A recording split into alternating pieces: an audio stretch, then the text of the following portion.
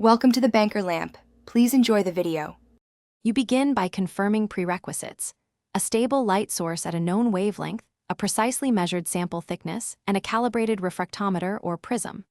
Once set, place index matching fluid to eliminate air gaps. This reduces reflection errors and ensures contact.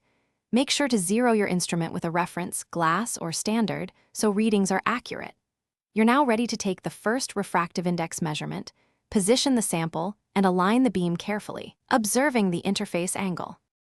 You next measure the incident and refracted beam angles with precision.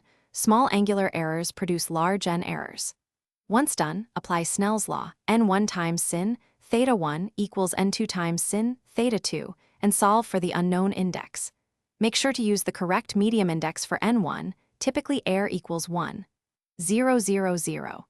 If using a prism or refractometer, translate the instrument scale reading into N using the device calibration. Finally, correct for wavelength dispersion. You finish by validating the value. Take 3 independent measurements and average them to reduce random error.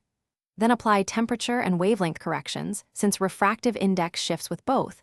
This explains discrepancies when conditions deviate. If results still disagree, troubleshoot systematically. Check beam alignment, ensure surfaces are clean, verify sample thickness, and confirm instrument calibration.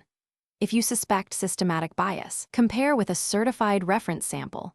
This isolates instrument from sample issues and gets you back on track.